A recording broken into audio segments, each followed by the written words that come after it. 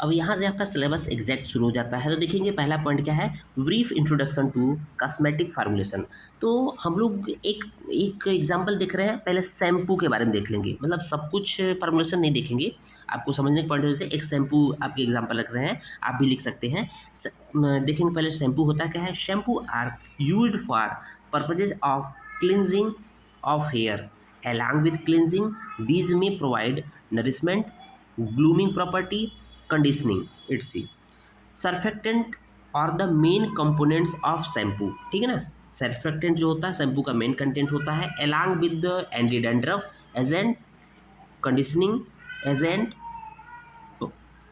Persistent agent, thickening agent, perfumes, preservative, colours are also used. अब देखेंगे यहाँ पर लिक्विड जो क्रीम शैम्पू होती है उसके इंग्रेडिएंट क्या होते हैं, इसके बारे में देख लें, बहुत छोटा सा पॉइंट है। तो देखेंगे यहाँ पर जो पहला इंग्रेडिएंट है mono ethanol amine lauryl sulphate, जो कि 40 ग्राम्स होता है, जिसको इन सिंपली डिटर्जेंट के नाम से जानते हैं। दूसरा है इथाइलिन ग्लाइकॉल मोनोस्टेरेट 5 ग्राम होता है। वाटर 55 ग्राम होता है। परफ्यूम जितनी अमाउंट सफिशिएंट हो उतना देते हैं। प्रिजर्वेटिव जितनी रिक्वायरमेंट हो उतना देते हैं। ओके, ये 4 पॉइंट है। अब मेथड ऑफ प्रिपरेशन क्या है शैम्पू के देखेंगे।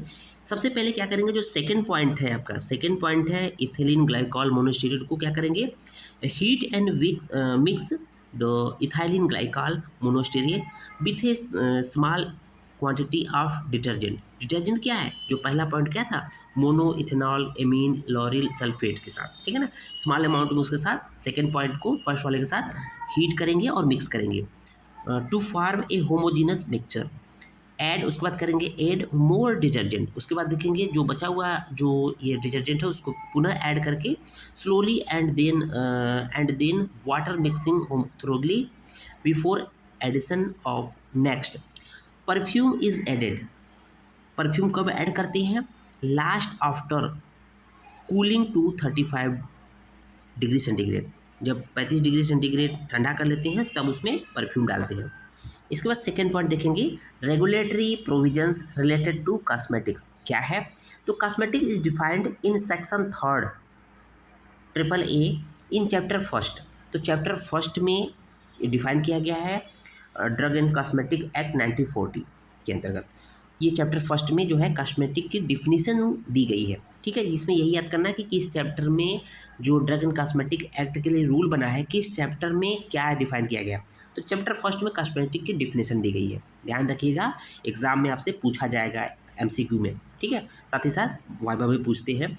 चैप्टर सेकेंड में क्या डिफिनीशन है, ड्रग टेक्निकल एडवाइजरी बोर्ड, ठीक है, और साथ ही साथ central drug laboratory and drug cumulative committee की स्थापना इस चैप्टर में की गई है।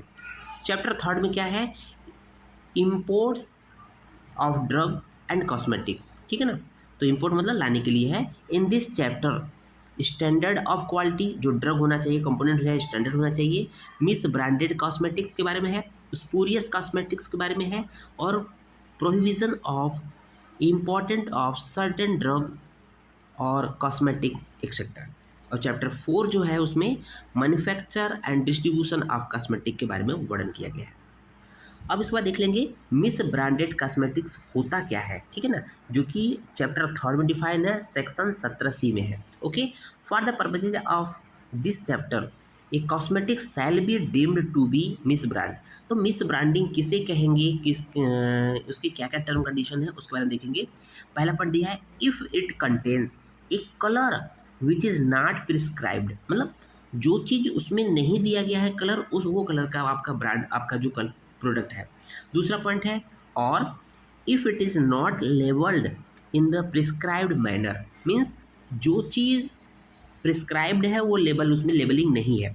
ओके, थर्ड है, इफ़ द लेबल और कंटेनर और anything accompanying the cosmetic bear any statement which is false or misleading in any particular।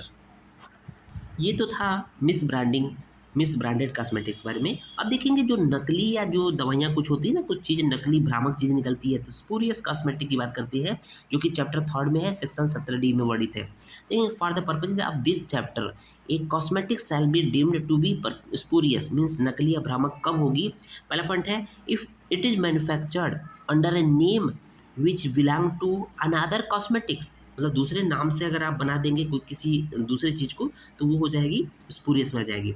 If दूसरा पॉइंट देखेंगे, if it is an imitation of और सब्स्टिट्यूट फॉर अनदर कॉस्मेटिक्स और resembles another cosmetic in a manner likely to deceive or bear upon it or upon its label or containers the name of another cosmetics unless it is plainly।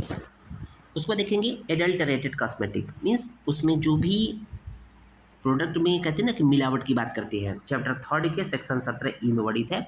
For the purpose of this chapter a cosmetic shall be adulterated, किस condition में उसको adulterated बोलेंगे, means उसमें कोई चीज़ मिलावट हो गई है, मतलब ओरिजिनल में नकली चीज़ मिला दी गई है। If it consist in whole, या तो पूरी पूरी मिलावट हो जाए, या तो पूरी दाल काली हो, या उसमें थोड़ा बहुत दाल काले दाल मिल गया है या क्वालिटी गिरा दी हो, और in a part of any filthy means dirty, putrid means सड़ा हुआ, डिकम्पोज सब्सटेंस, कोई भी सड़ा गला सब्सटेंस डाल देंगे तो भी ये एडल्ट्रेटेड की कंडीशन में आ जाएगा। सेकेंड पॉइंट है if it has been prepared packed stored under insanitary condition, means sanitary means साफ सुथरा स्वच्छ कंडीशन में पैक किया गया, प्रिपेयर किया गया, स्टोर किया गया हो, बट इनसैनिटरी मतलब बहुत ही गंदे जगह पे गंदे कंडीशन में इसको पैक किया गया हो, जिससे क्या होगा, इन्फेक्शन हो जाएगा। Whereby it may have been contaminated with a film और whereby it may have been rendered injurious to health, जो कि स्वास्थ्य के लिए हानिकारक होता है। थर्ड देखेंगे इसी में, if it is containers, if its container is composed in whole or in a part of any poisonous or deleterious substance which may renders the content injurious to health।